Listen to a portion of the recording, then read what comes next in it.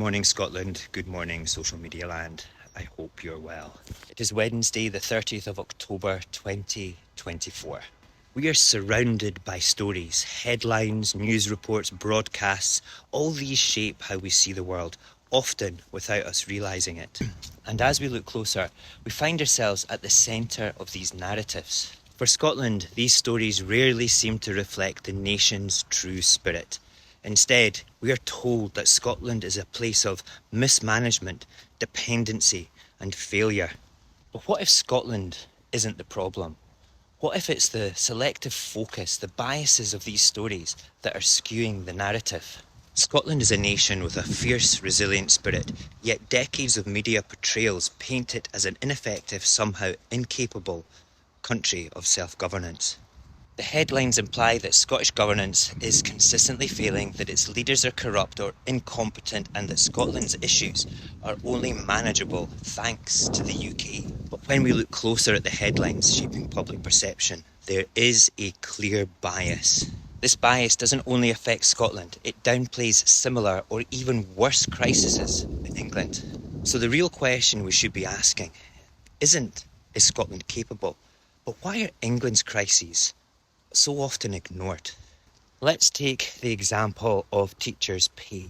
Teachers in England, especially experienced ones, are being paid at £10,000 less than their Scottish counterparts.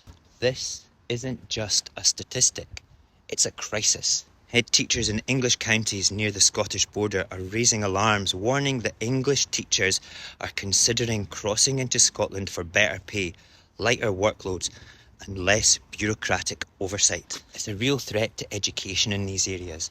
Yet where are the headlines condemning this neglect as Westminster's fault? When education issues arise in Scotland, they are quickly used to criticise the Scottish Government as if these problems prove that Scotland cannot govern itself.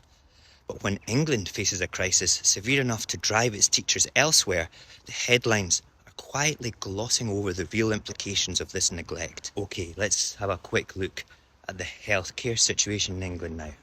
The Royal College of Nursing warns that thousands fewer nursing students will graduate in England in the coming years, worsening an already stretched NHS. We're looking at a future with fewer healthcare providers, longer waiting times, and rising challenges to meet basic patient needs.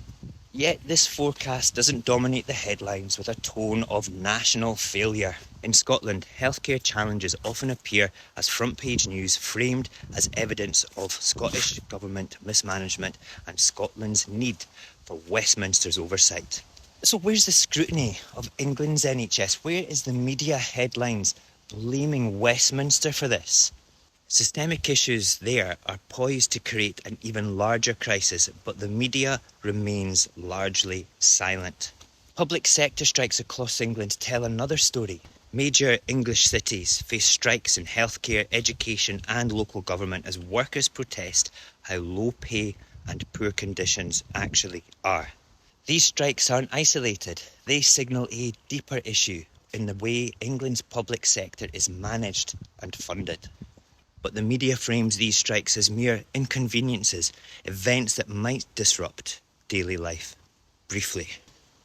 Meanwhile, similar strikes in Scotland are framed as failures of the SNP's governance. It's a difference in framing that sustains the narrative of Scotland as dysfunctional, while minimising identical problems south of the border.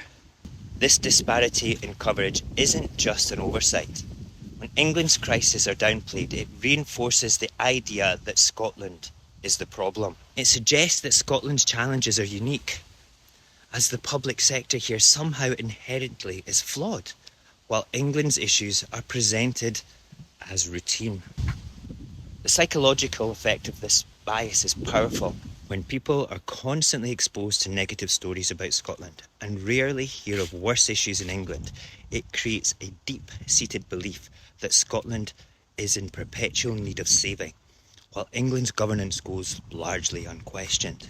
This bias fosters a sense of dependence, subtly supporting the Unionist argument that Scotland requires the UK to function. Why would English media work so hard to paint Scotland in such a negative light? The answer lies in politics. By emphasising Scotland's struggles and downplaying England's, the media subtly builds a case against independence. It reinforces the idea that without the UK, Scotland would flounder. This bias doesn't just shape public opinion, it erodes confidence in Scotland's capability for self-rule. Yet when we look closer at the reality, many of England's issues, from healthcare shortages to strikes in public sectors, are actually worse than what is being portrayed in Scotland. The media's selective reporting skews public perception, boosting Westminster's influence while weakening Scotland's case for independence. This selective truth-telling brings to mind the chilling control of the narratives seen in George Orwell's 1984. In Orwell's novel, citizens are fed selective truths, their views manipulated by narratives that support the ruling powers. Scotland's bad narrative functions similarly, except this isn't fiction. Real crises in England are minimised or ignored, creating a distorted picture that serves to protect the Union at Scotland's expense. So what do we take away from all this? The evidence is there. England faces serious systemic issues, often more severe than those that are highlighted as Scottish issues. But rather than addressing these head-on, the media chooses to paint Scotland as uniquely troubled. This strategy weakens Scotland's case for independence and downplays the critical issues that England itself faces. In a fair narrative, we'd see equal scrutiny of all the UK's challenges, not just those north of the border. Until that happens, it's time we recognise the double standard for what it is, a political tool to hold Scotland back. Scotland is not inherently worse off. If anything, the evidence shows that England faces deeper crises. Scotland doesn't need Westminster to fix its problems. It's a nation of resilience, innovation and growth, often despite limited resources.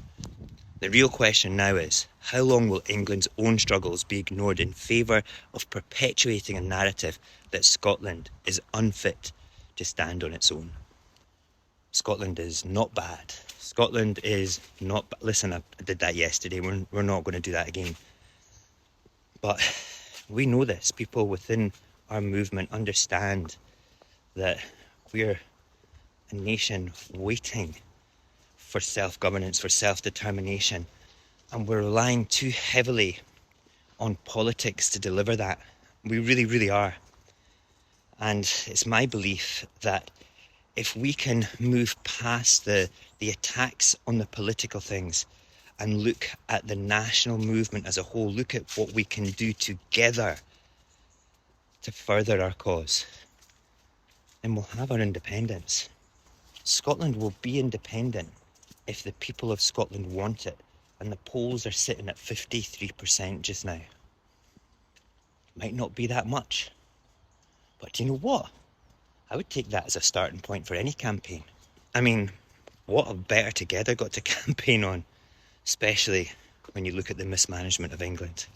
Tomorrow we're going to have a little look at different ways of combating this propaganda about pushing forward and discussing the tools and the strategies that we can to maybe just move a little bit further down the road towards independence. Until then, you have a tremendous day.